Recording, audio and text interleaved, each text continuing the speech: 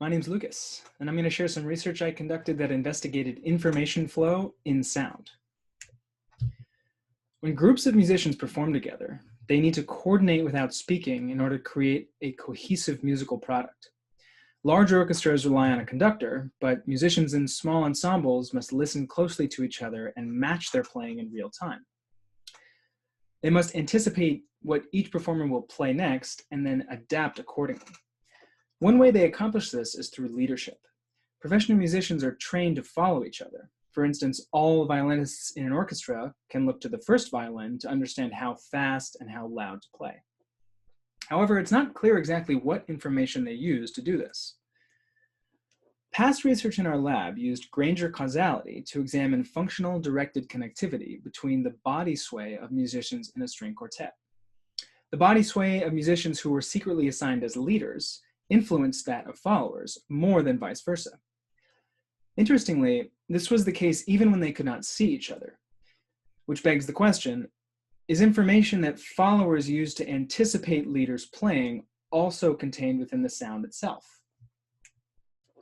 To investigate this, we asked professional violinists to audio record themselves playing along with a recording of the popular folk tune Danny Boy, while attempting to match all the discernible expressive features, such as the dynamic changes, expressive timing, bowing, vibrato, phrasing, etc.